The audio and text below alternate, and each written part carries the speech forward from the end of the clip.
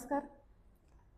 आपण 169 प्रभाग क्रमांक 169 चे समाजवादी पार्टीचे अधिकृत उमेदवार मोहम्मद अकबर खान यांच्यासोबत आहोत आणि काही मुद्द्यांवर आपण त्यांच्याशी चर्चा करणार आहोत. तुम्हाला मी सगळ्यात अगोदर प्रश्न विचारते, तो जो अतिशय संवेदनशील प्रश्न आहे आपल्या प्रभागाचा. तर तो आहे, कुर्ला मदर डेअरीची जी जमीन आहे ती धारावी पुनर्वसनासाठी देण्यात आली आहे. तर ती आपल्या इकडच्या नागरिकांना तो प्रकल्प इकडे नको आहे. तर जर तुम्ही नगरसेवक म्हणून निवडून आलात तर त्यासाठी तुम्ही काय कराल? माझं नाव आहे मोहम्मद अकबर खान. मी समाजवादी पार्टीचा उमेदवार आहे. माझा चिन्ह आहे सायकल और वार्ड क्रमांक आहे माझा 169. मी निवडून आल्यानंतर सगळ्यांच्या अगोदर मोठा प्रश्न आहे आपल्याकडे, ते दूध डेअरीचा. इथेही आमच्या इथे लोकांची संख्या खूप जास्त वाढलेली आहे. पहिले इथे 4 माळ्याची इमारत होती, आता 16, 18 माळ्याची इमारत झाली. तो लोकांची संख्या वाढली आहे. ते संख्या वाढल्यामुळे हा जो आमचा ग्राउंड आहे ते पहिलेपासून थोडासा कमी होता. आता ते बाहेरचे लोक येणार, इथे लोकसंख्या अजून वाढणार. इथे पहिले गर्दी आहे, लोकांना महिलांना चालायला जागा नाही, लहान मुलांना रिक्षेमध्ये एवढी हे आहे, अवघड होतोय. तो ते दूध डेअरीची जागा जी आहे आपली, त्या दूध डेअरीची जागेवर आमचेच लोकांसाठी, इकडचे लोकांना ते एक चांगला गार्डन, चांगले वयस्कर लोकांना त्यांना फिरायला ती जागा भेटली, ते उत्तम आहे. तो पहिलेपासून आपली जागा इथे कमी आहे, तो तुम्ही अजून आमच्या भोकांडीवर येथे आणून टाकतात, ते चुकीचं आहे. तर त्याच्यासाठी आम्ही आंदोलन करणार म्हणजे करणार. तुमच्या माध्यमातून पण तुम्ही लोक पण हे पहिलेपासून हे करतात, तो तुमच्या बरोबर अर्धे रात्री बोलले तुम्ही, आम्ही तुमच्या बरोबर यायला तयार आहे. कुठे ऑपोजिशन करायचा त्याची पण आपली तयारी असणार.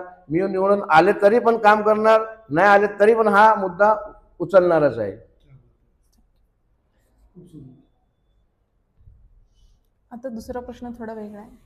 तुमच्या दृष्टिकोनातून आपल्या प्रभागामध्ये कोणत्या 5 समस्या खूप गंभीर आहेत? पहिली समस्या मॅडम इथे खूप गंभीर आहे की आमच्या इथे कुठलाही हॉस्पिटल नाही आहे BMCचा. एक हा 152 फक्त तिथे सर्दी खासी गोळी हेच होते.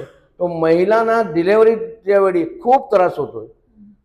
असा किती वेळा असं झालाय की महिलांची डिलेव्हरी रिक्षेमध्ये झाली, टॅक्सीमध्ये झाली. तो 152 मध्ये ते जागा, भरपूर जागा आहे आणि एक दूध डेअरीची पण जागा आहे. तिथे पण एक आपण हॉस्पिटल उघडू शकतो, तर त्यासाठी महिलांना तो त्रास नाही होणार. आमच्या लोकांना साईन हॉस्पिटल, घाटकोर, राजावाडी तिथे जायला लागते, एकदम फिरून बाबा हॉस्पिटलला जायला पण खूप त्रास होतो ते महिलांना. तर ते आपण पहिले हे प्रश्न ते सोडवायचे प्रयत्न करणार आहे.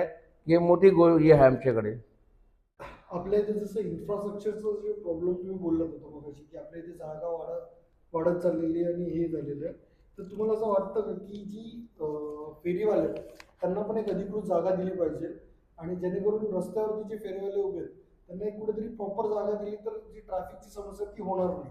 तर त्याबद्दल तुमचं काय मत आहे? बऱ्याच वार्डमध्ये साहेब महानगरपालिकेचे एक मार्केट आहे. आमच्या कुर्ला ईस्टला कुठलाही मार्केट नाही आहे. फेरीवाले जेवढे आहे तो गोरगरीब आहे, शिकलेले माणसं पण आहे, पण त्यांना नोकरी नाही, काय नाही. तो ते एक आपला छोटासा उद्योग करतात, छोटा मोठा धंदा लावतात. तो त्याला म्युन्सिपाल्टी आणि पोलीसवाले खूप त्रास देतात. तो असा एक पर्याय त्यांना जागा झाली, त्यांच्याकडून पाहिजे तर लायसन द्या त्यांना, त्यांच्याकडून काय म्युन्सिपाल्टीचे चार्ज असेल ते घ्या तुम्ही, पण ते लोकांना ती जागावर बसवा ना. एक मोठा मार्केट बनवून टाका तिथे. पण प्रत्येक विभागावरती जसं मार्केट आहे, इथे मार्केट का नाही? आणि आपल्याकडे जागा आहे ना, आणि त्या जागेवर तुम्ही दूध डेअरीचे बाहेरच्या लोकांना आणतात, ते चुकीचं आहे. त्याच्या विरुद्ध आपण हे करणार आहे. जे रस्ता पूर्ण जाम होतो, म्हणजे जे बाहेर दुकानदार आहेत ते बाहेरची जागा पण वापरतात फुटपाथवरची, तर ते फुटपाथ आणि जी रस्ता मोकळा केला पाहिजे, त्यासाठी तुम्ही काय करू शकता? त्याच्यासाठी काय, आपण सगळ्या दुकानदारांची एक मीटिंग घेऊन त्यांना समजावू का बाबा तुमची स्वतःची दुकान आहे, तर त्याच्यासमोर तुम्ही काय लावू नका. लोकांना त्यामुळे यायला जायला खूप त्रास होतोय. ते त्रास नाही झाला पाहिजे म्हणून लोक काय करतात, कुठे ना कुठे कंप्लेंट करणारच आहे. बरोबर. कोणी आमदारकडे जाणार, कोण खासदारकडे जाणार, कोण नगरसेवककडे जाणार, नाही कोण पोलीस स्टेशनला जाणार. त्यामुळे तुम्हाला पण त्रास होतो. असं काम करू नका की लोकांना त्रास नाही झाला पाहिजे आणि त्यांनी तुम्हाला पण त्रास नाही होणार. तर आपले सामान आपले दुकानात ठेवायला पाहिजे. जे पाणी वगैरे साचतं बऱ्याच ठिकाणी पावसाळ्यामध्ये, तर त्याचा निचरा तुम्ही कसा करू शकता किंवा ते पाणी व्यवस्थित गटारांमध्ये सोडता येईल ते त्यासाठी काय करू शकता? इथे काय झालं माहिती साहेब, की पहिलेपासून लहान लहान छोटे छोटे गटर आहे. आता इथे संख्या वाढली. जसं मी पहिले पण सांगितलं की इथे 4 माळ्याचे बिल्डिंग होते, आता 16-18 माळ्याचे बिल्डिंग झाले, पण गटर तेवढीच आहे. आणि इथे एकदम मोठी संख्येमध्ये लोक वाढले, पण पाणीचं जे कनेक्शन आहे ते पण वाढलं नाहीये. पाणीचं जे कनेक्शन होतं, अर्धेचा कनेक्शन, एकचा कनेक्शन तेवढाच होता. तो त्यामुळे संख्यामुळे पाणीचा पण खूप त्रास होतो. आणि जिकडे ठिकाणी सगळे ठिकाणी बिल्डर लोकांनी एकदम जाम करून टाकलंय, म्हणून गटरच्यावर कोणी लक्ष नाही दिलं. तो त्याच्यामुळे पाणी बाहेर शिरतो. पाणी जाणार कुठे? तो त्याच्यासाठी आपण ते व्यवस्था करू की मोठे गटर केले पाहिजे. आपण हे काम करू.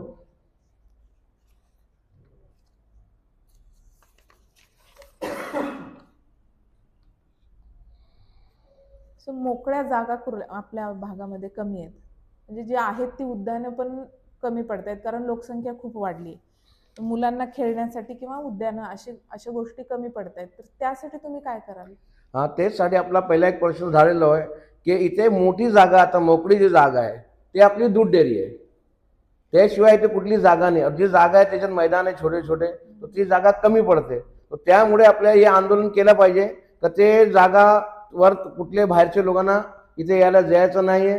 जे सरकारची जी नीती आहे त्याच्या विरोध आपली ते राहणार. आपण आंदोलन करू त्याच्यासाठी की ती जागा मुलांसाठी गार्डन बनवा, हॉस्पिटल बनवा, भरपूर मोठी जागा. आणि ती जागा कोणाच्या कामाला येणार नाहीये. इकडच्याच लोकांना काम येऊ शकते जर तुम्ही बाहेरच्या लोकांना नाही आणलं तर. तिकडच्या लोकांना आणू नका. मोठा आहे मदर डेअरीचा, तिथे भरपूर जागा आहे, तिथे गार्डन बनू शकते, हॉस्पिटल बनू शकते.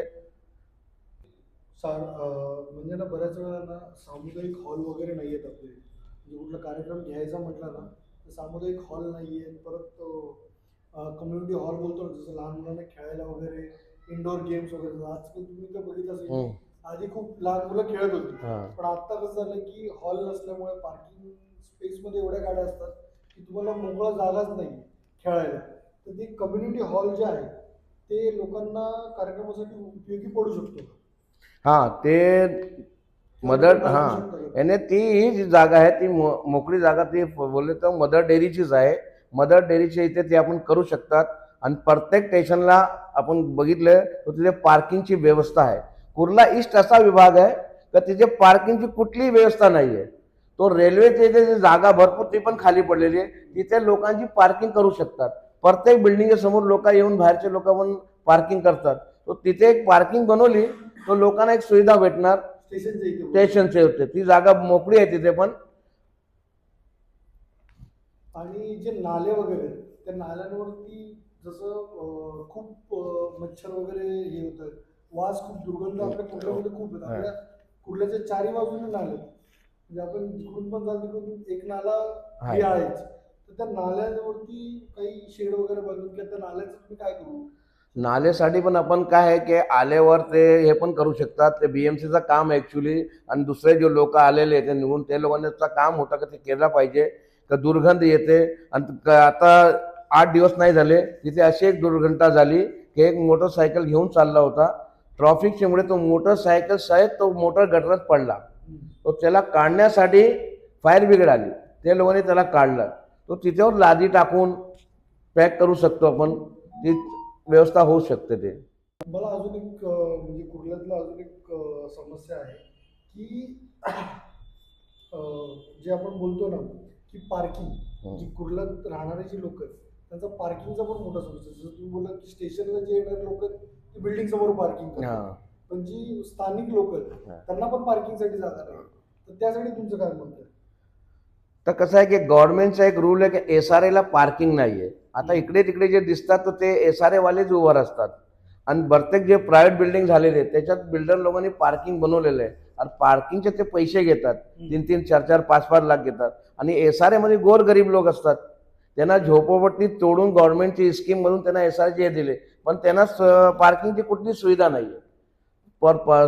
सुविधा नाही तो मोठी गाडी घेऊ शकत नाही. छोट्या गाड्यालाच पार्किंग नाही, तर मोठी पार्किंग कुठे नाही. हा मोठी एक संख्या आपल्याकडे. बरोबर. त्यासाठी आपण पार्किंगची कुठली जागा वगैरे बनवू शकता का त्या लोकांसाठी? त्यांसाठी ते कुठे ते पर्यायी जागा नाही आहे. तिथे स्टेशनला पण पार्किंग झाली तर लोक करू शकतात तिकडे पण. त्यांच्याकडून जे चार्ज वगैरे बिल्डर इथे घेतो तसा ते लोकांनी चार्ज घेऊन त्यांना पार्किंग करायला दिली तर तिची हरकत नाही. ठीक आहे. आता तुम्हाला शेवटचं आपलं असं आहे की कुर्लामधील जे लोकांना तुम्ही तुमच्याबद्दल आणि काय करणार आहात तुम्ही या 5 वर्षात निवडून आल्यानंतर काय करणार हे जरा तुम्ही सांगा. मी आल्यावर पहिले अगोदर सांगितलं की महिलांसाठी जो आपली समस्या आहे ती समस्या सॉल्व करणार, की महिलांसाठी इथे हॉस्पिटल झाला पाहिजे. दुसरा, असे भरपूर ट्रस्ट आहे, ते ट्रस्ट आपण इकडे आणू, त्याच्यामुळे वयस्कर लोकांना, हँडिकॅप लोकांना ही सगळी औषध वगैरे सगळे मुफ्त देण्याची आपण ही व्यवस्था करणार आहे. इथे ब्लड टेस्ट ते पण सुविधा करून देणार आहे. असे भरपूर प्रश्न आहे आपल्याकडे. जसं पार्किंगचा झाला तर त्याच्यासाठी आपली लढाई राहणार आहे. तो हे सगळे आपल्याला करायचं आहे. तो त्याच्यासाठी काय, आता माझ्याकडे कुठला मुद्दा नाही, काही पोस्ट नाही आहे, त्याच्यामुळे मी इलेक्शनला उभं आहे की काय मुद्दा झाला तर आपण BMC मध्ये जाऊन ते करू शकतो. पाणीचा मोठा प्रॉब्लेम आहे, ते आपण सॉल्व्ह करू. की बाबा लोकांची संख्या वाढली पण पाणीचा जे कोटा तुम्ही आम्हाला देत होते तेच कोटा आता पण तुम्ही आम्हाला देतात, तर ते कोटा वाढवायचा. याच्या पुढे पण लोकांनी हे केले. मी स्वतः जाऊन BMC ला बोला, आमदार खासदार सगळ्यांकडे तक्रारी पण केलेली, पण कुठला काय होत नाही. तो म्हणून मी यावेळी असा विचार केला की पहिले मी गव्हर्नमेंट सर्वंट होतो, तो मी राजकारणामध्ये येऊ शकत नाही. त्यामुळे आता मी रिटायर झालो म्हणून मी राजकारणात उतरलो की लोकांची सेवा करायची. आणि मी फक्त नवरा बायको आहे, मला कुठलाही मूल बाळ काय नाही आहे. मला सगळ्यांची आशीर्वादाने पेन्शन भेटते, त्याच्यात माझा गुजर बसर होतो. मी पैशासाठी उभा नाही आहे. एक मनात पहिलेपासून इच्छा आहे की लोकांची सेवा करायची. जसा एक हे आहे शेर कि हयात लेके चलो कायनात लेके चलो, हयात लेके चलो कायनात लेके चलो, चलो तो सारे जमाने को साथ लेके चलो. तो मेरा यही उद्देश्य कि सारे जमाने को साथ लेके चलना है. अब मैंने भी दिल में ठान लिया है कि जैसा कहा है कि सरफरोशी की तमन्ना अब हमारे दिल में है, देखना है जोर कितना बाजुए कातिल में है. तो इसलिए मैं हिम्मत करके खड़ा हूं, क्योंकि मेरे पिताजी मुझको हमेशा बोलते थे कि बेटा मेरा तरीक अमीरी है, मेरा तरीक अमीरी नहीं फकीरी है, खुद ही न बेच गरीबी में नाम पैदा कर. तो मैंने गरीबी को देखा हूं, नीचे लेवल से मैं काम करता हूं. आज हमारे लोगों को बस सर्टिफिकेट, डेथ सर्टिफिकेट की इतनी तकलीफ होती है BMC में, कई लोगों को फॉर्म भरने नहीं आता है. वहां एजेंट लोग बैठते हैं, एजेंट चाहता है तो उसको एक दिन में सर्टिफिकेट मिलता है. हमारी महिलाएं, माँ बहनें सब लोग जाते हैं, उनको डेथ सर्टिफिकेट, बर्थ सर्टिफिकेट नहीं मिलता. अपन ये सुविधा उनको उपलब्ध करके देंगे. तो न समझोगे तो मिट जाओगे हिंदुस्तान वालों, तुम्हारी दास्तां भी न होगी दास्तानों में. तो आज समझ जाओ, मैं समाजवादी पार्टी से आपका बेटा, आपका भाई, आपका दोस्त इसीलिए खड़ा हूं कि आपकी हक की लड़ाई करूं. तो हक के शहदाई है बातिल को कुचल डालेंगे, हक के शहदाई है बातिल को कुचल डालेंगे, हौसले गैर के यूं ही मसल डालेंगे. हमने जिस दौर को चाहा है बदल डाला है, और जिस दौर को चाहेंगे बदल डालेंगे. तो ये दौर बदलना है तो ये आप सबके सहयोग से ही हो सकता है. मेरे अकेले से कुछ नहीं होगा, आपका सहयोग होगा.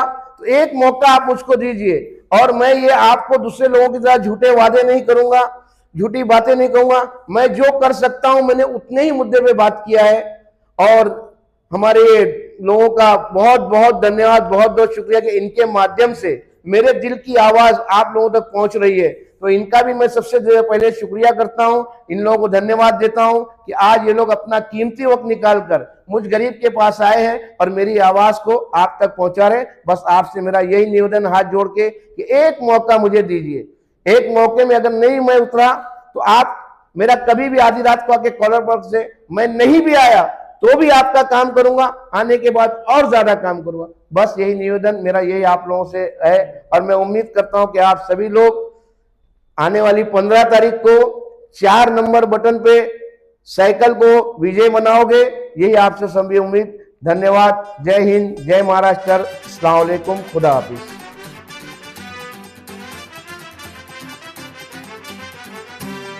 लोक चळवळ लोक चळवळ लोक चळवळ लोक चळवळ लोक चळवळ लोक चळवळ तुमची आमची लोक चळवळ लोक चळवळ तुमची आमची लोक चळवळ लोक चळवळ.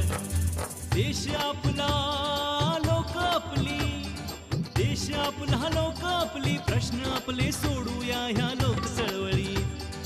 प्रश्न आपले सोडूया ह्या